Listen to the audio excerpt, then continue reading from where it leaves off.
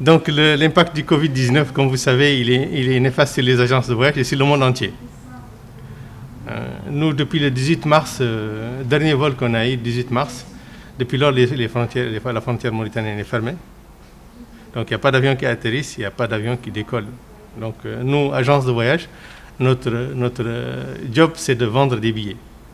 Et s'il n'y a pas d'avion, il n'y a pas de billets, il n'y a pas de vente de billets. Et ce qui nous a le plus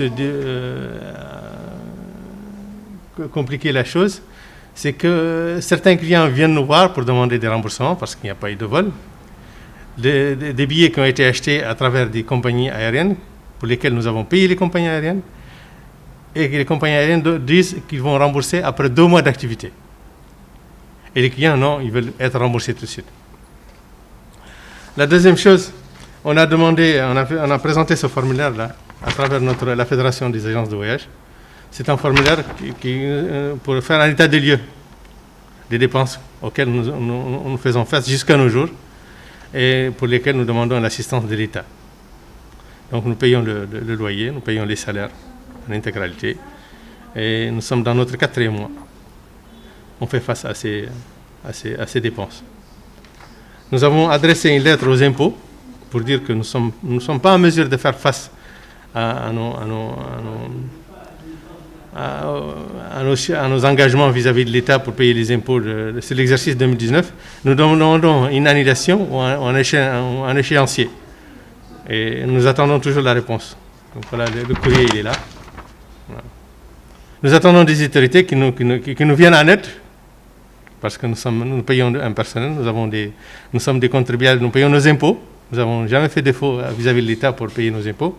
Et par conséquent, nous traversons une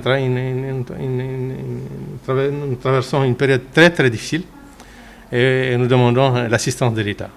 Nous avons vécu cette période difficile, comme vous le savez, comme le monde entier sait que le secteur du tourisme est le secteur le plus frappé par cette pandémie du Covid-19.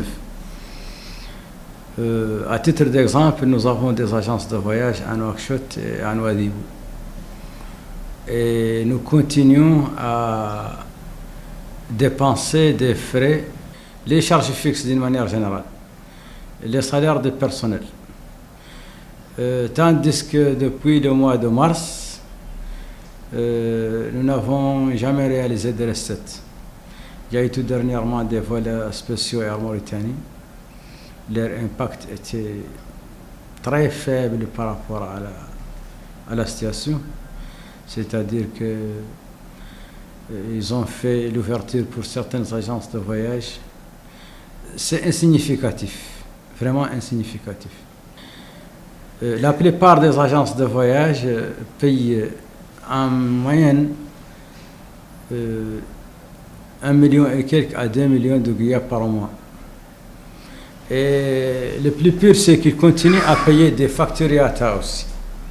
C'est-à-dire les factures de BSP, il y a des taxes et il y a aussi les billets mal émis ou continuent à payer des frais. Chaque 15 jours, ils ont une facture. En ce qui concerne notre fédération du tourisme, elle a fait de son mieux, elle a fait son maximum. Elle nous a accompagnés. Ils ont vu les ministres concernés, ils ont vu la commission concernée. Bien sûr, c'était avec le patronat. Le président du patronat mauritanien nous a accompagnés aussi. Il nous a accompagnés, il a plaidé nos doléances partout, c'est-à-dire au niveau des ministres, au niveau de la commission dont il fait partie. Je pense qu'il est membre. Au niveau des plus hautes instances de la République. Mais aussi, il y a des agences de voyage qui sont frappées par le phénomène des remboursements des billets Umrah, des billets Hajj, des billets... Ils ont pris beaucoup d'engagements, ils ont même payé des hôtels à l'Arabie Saoudite, ils ont fait des contrats, et finalement, on s'est retrouvé avec cette pandémie qui empêche tout ça. Et les banques aussi, c'était le travail du patronat et le travail de la fédération.